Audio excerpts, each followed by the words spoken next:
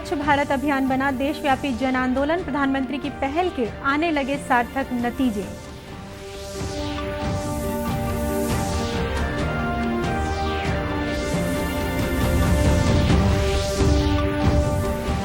मुख्यमंत्री ने बेमेतरा जिला अस्पताल में ऑक्सीजन संयंत्र का किया लोकार्पण।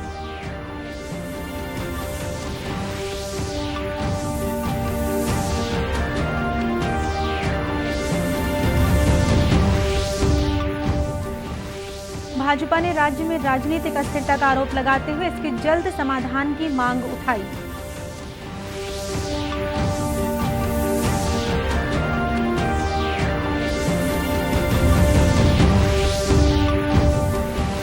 और जांजगीर के कोसा कपड़ों को विदेशों में मिली पहचान, बुनकरों में खुशी का माहौल।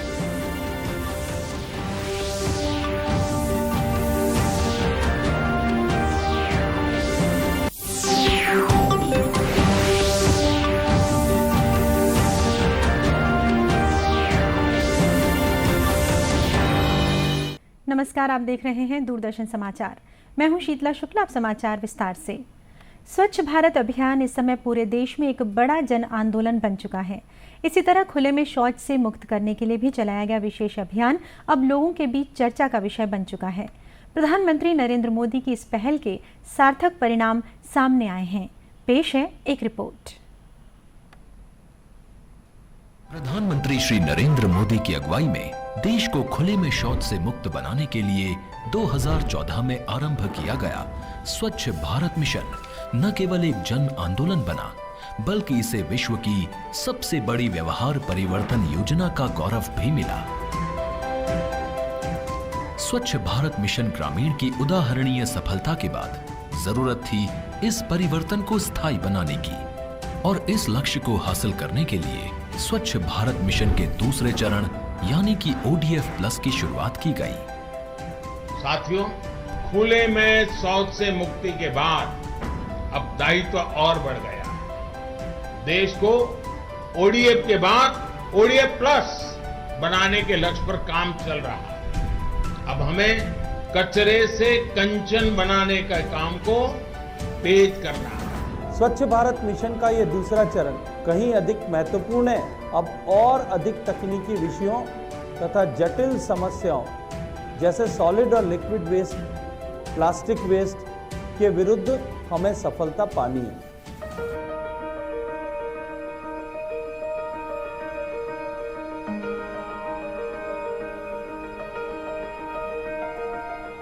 पूरे देश में स्वतंत्रता की 75वीं वर्षगांठ के अवसर पर आजादी का अमृत महोत्सव मनाया जा रहा है।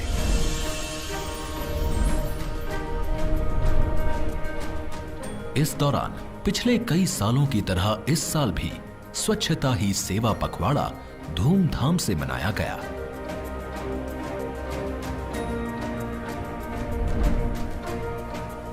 स्वच्छता ही सेवा के अंतर्गत इस बार ODF प्लस या संपूर्ण स्वच्छता पर खास ध्यान दिया गया। स्वच्छता केंद्रित जागरूकता अभियानों के द्वारा जन जन तक स्वच्छता की सीख नए और रोचक तरीकों से पहुंचाई गई। देश के कोने कोने में स्वच्छता संवाद कार्यक्रमों का आयोजन किया गया, जिनमें लोगों ने पूरे उत्साह के साथ हिस्सा लिया और प्लास्टिक कचरे से देश को मुक्त करने की शपथ ली।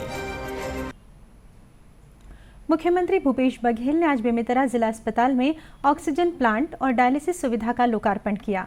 इस मौके पर उन्होंने अस्पताल में CT स्कैन की सुविधा उपलब्ध कराने की घोषणा भी की।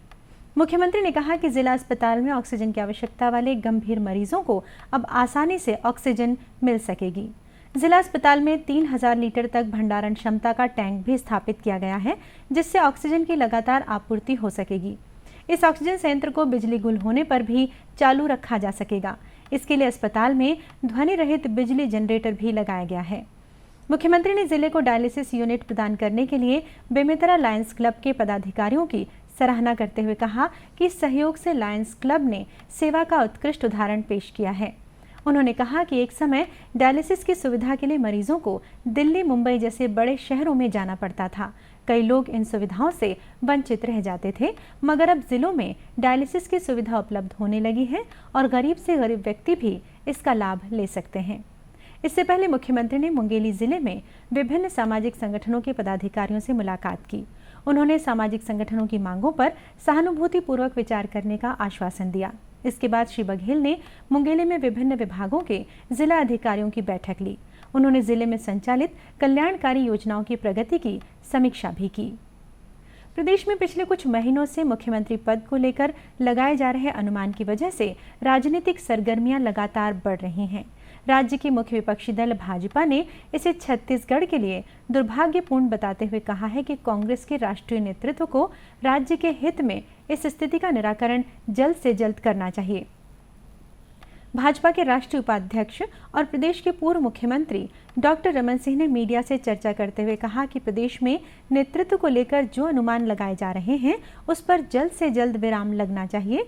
उन्होंने कांग्रेस के वरिष्ठ नेता कपिल सिब्बल द्वारा कांग्रेस राष्ट्रीय अध्यक्ष को लेकर दिए गए बयान पर कहा कि कांग्रेस संगठन राष्ट्रीय स्तर से लेकर प्रदेश स्तर तक पूरी तरह विभाजित हो गई है। डॉक्टर सिंह ने कहा कि प्रदेश में मुख्यमंत्री पद को लेकर कुर्सी दौड़ चल रही है, इसका निराकरण जल्द होना चाहिए।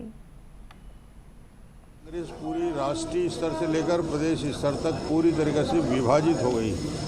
इनका जो संगठन और संगठन का जो ढांचा है वो पूरी तरीके से तार तार हो चुका है, सारे अनुशासन भंग हो चुके हैं। डॉक्टर सिंह ने कहा कि राज्य में विकास कार्यों को तेजी से लागू करने के लिए राजनीतिक स्थिरता जरूरी है, वरना निर्णय में देर होने पर जनता को विभिन्न कल्याणकारी योजनाओं के लाभ से वंचित होना पड़ सकता है। वनस्पतियों और वन्य जीवों की रक्षा के लिए इस समय पूरे प्रदेश में वन्य जीव संरक्षण सप्ताह मनाया जा रहा है।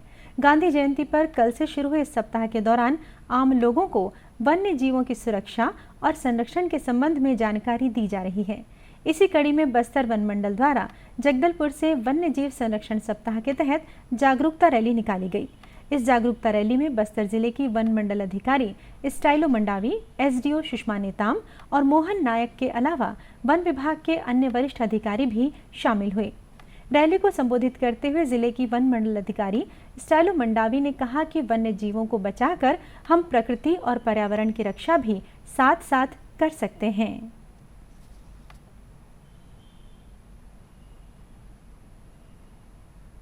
आप सभी जानते हैं कि वन्य प्राणी, वन्य जीव एक शब्द नहीं है, इसमें बहुत बड़ा अर्थ है। वन्य जीव का अर्थ है पौधा, पौधा के साथ साथ सभी छोटे बड़े जीव जंतु, ये सब मिलके वन जीव होते हैं। और वन जीव को कभी भी मानव बना ही नहीं सकता। कई चीजें मानव बिल्डिंग बना सकता है, रॉकेट बना सकता है, सब चीज बना सकता है, पर वन्य जीव का निर्माण कभी मानव नहीं कर सकता। इसीलिए आप सभी से अनुरोध है, इसके महत्व को समझें। रैली में स्थानीय स्कूलों के विद्यार्थियों और वन विद्यालय के प्रशिक्षु अभ्यर्थियों ने भी बढ़ चढ़कर हिस्सा लिया। इन सभी ने बस्तर के जंगलों के साथ ही यहाँ के पर्यावरण की रक्षा का संकल्प लिया। रैली के दौरान जगह जगह नुक्कड़ नाटक के जरिए लोगों को ये बताया गया कि बहुत से जंगली जानवर कम हो रहे हैं, इसलिए जंगलों को बचाना आवश्यक है। इसी प्रयास से दुर्लभ वन्य जीव भी बचे रहेंगे। जांजगीर चांपा जिले के कोसा उत्पादों की चमक अब भारत के बाहर अन्य देशों तक भी पहुंचने लगी है। जांजगीर चांपा में बनी कोसे की साड़ियां और कुर्ते के साथ ही सूट तथा कमीज भी विभिन्न विदेशों में पसंद किए जा रहे हैं। कोसा उत्पादों की बढ़ती लोकप्रियता के बारे में कोसा कारोबार से जुड़े वीर किशोर देवांगन बताते हैं कि अब जांजगीर में बुने हुए कपड़े देश के बड़े बड़े शहरों के अलावा विदेशों में भी शोभा बढ़ा रहे हैं। हमें इस बात की खुशी है कि हमारे शहर में बने हुए कोसे के कपड़े आज विदेशी बाजारों में लोकप्रिय हो रहे हैं।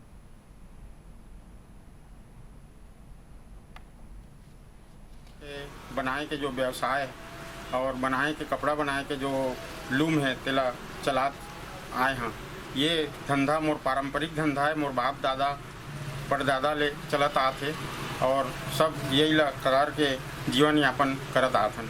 हमारे चंदरपुर शशिपुर में बहुत अच्छा कारीगर हैं, जो हमारे वैसे तो जांजगीर चांपा जिला में बहुत सारा गांव में कोसा के वस्त्र उत्पादन होते, लेकिन उनमें हमारे चंदरपुर शशिपुर ये विशेष स्थान रखते। 2022 में 20 से 25 लाख रुपए की लागत से 1 करोड़ 50 लाख रुपए की लागत से बने कोसा के कपड़े आज देश के बड़े बड़े शहरों के अलावा विदेशों में भी शोभा बढ़ा रहे हैं। वीर किशोर देवांगन ने बताया कि कोसा बुनाई का काम हमने अपने पूर्वजों से सीखा है। हमारे समाज में अधिकतर लोग बुनकर का कार्य करते हैं। देवांगन समुदाय के अधिकांश लोग इसी रोजगार से अपने परिवार की आजीविका चलाते हैं। हथकरघा व्यवसाय से जुड़े सीताराम देवांगन बताते हैं कि उन्हें ये जानकर बहुत अच्छा महसूस होता है कि उनके बनाए हुए कपड़े विदेशी बाजारों में पसंद किए जा रहे हैं। उनका कहना है कि केंद्र और राज्य सरकार के प्रयासों से जांजगीर के कोसा उत्पादों को अब बड़ा बाजार मिलने लगा है। बाबूजी के साथ में कहीं हाथ बटाने वाला नहीं, तब 5वीं तक पढ़े था, छोड़ के एक काम ल बचपन में करा था। एक काम ल करे बावजूद हमारे बीच बीच में साड़ी बना खुद बना था और खुद रंग कर था, खुद डिजाइन भी करते रहे और खुद मैंने साड़ी तैयार करके मार्केट में बेचे भी जाता हूँ। जैसे रायगढ़ है और बिलासपुर है, रायपुर है और अभी बाहर भी व्यापारी मन के मार्फत से बाहर माल भी भेजता हूँ। और इनमें से हमारे एक ऊपर ही हमारे परिवार आश्रित है।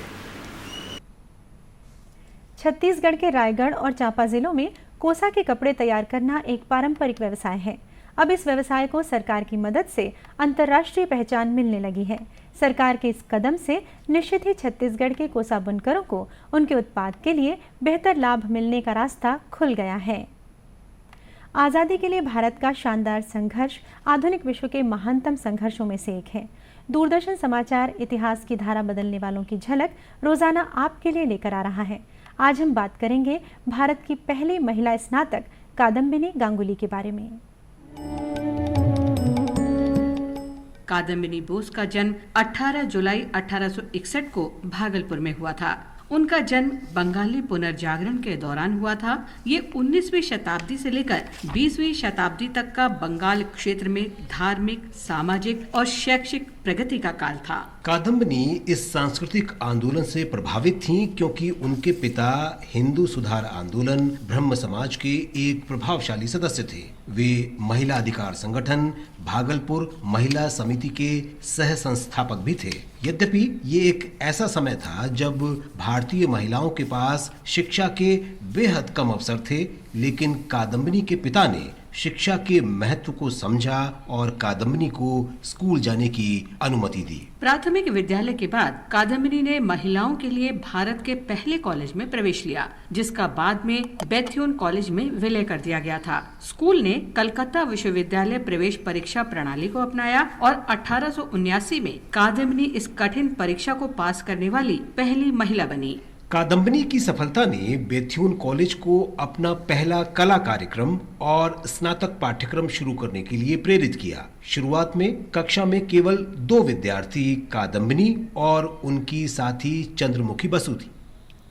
1883 में अपनी पढ़ाई पूरी की और कॉलेज में पढ़ाई कर स्नातक बनने वाली भारत की पहली महिला बनी। कादम्बिनी ने स्नातक होने के बाद बेथ्यून कॉलेज में अपने गुरु और शिक्षक द्वारकानाथ गांगुली से शादी की। भारत में महिला अधिकार आंदोलन के जोशीले नेता द्वारकानाथ ने अपनी पत्नी को मेडिकल डिग्री हासिल करने के लिए प्रोत्साहित किया। कलकत्ता मेडिकल कॉलेज ने कादम्बिनी को प्रवेश देने से इनकार कर दिया, लेकिन कादम्बिनी और उनके पति ने इसका कड़ा विरोध किया। अंततः कादम्बिनी को कॉलेज में प्रवेश दे दिया गया। वे कलकत्ता मेडिकल कॉलेज में पहली महिला छात्रा थीं। मेडिकल कॉलेज के शिक्षकों और कर्मचारियों के निरंतर प्रतिरोध के बावजूद कादम्बिनी ने 1886 में चिकित्सा में डिग्री प्राप्त की। कादम्बिनी गांगुली 1886 में आनंदी जोशी के साथ चिकित्सा का अध्ययन करने और डिग्री हासिल करने वाली भारत की पहली महिला बनी। आनंदी जोशी ने अमेरिका में पेंसिल्वेनिया के महिला मेडिकल कॉलेज में और कादम्बिनी गांगुली ने कलकत्ता मेडिकल कॉलेज में पश्चिमी चिकित्सा की पढ़ाई की। महिला मुक्ति का विरोध करने वाले रूढ़िवादियों की आलोचना कादम्बिनी को रोक नहीं सकी और वे 1892 में यूनाइटेड किंगडम गईं तथा चिकित्सा में 3 और प्रमाण पत्र प्राप्त किए। और अब अंत में मुख्य समाचार एक बार फिर।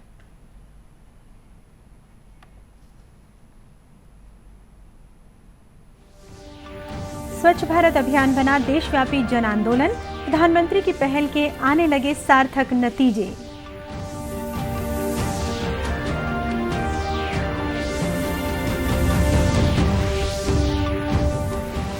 मुख्यमंत्री ने बेमेतरा जिला अस्पताल में ऑक्सीजन संयंत्र का किया लोकार्पण।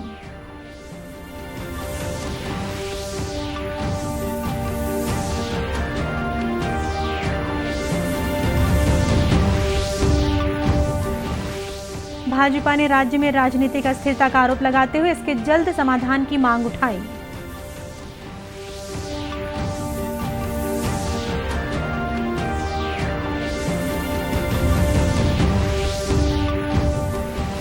और जांजगीर के कोसा कपड़ों को विदेशों में मिली पहचान, बुनकरों में खुशी का माहौल। इसी के साथ ये समाचार बुलेटिन यहीं समाप्त हुआ। नमस्कार।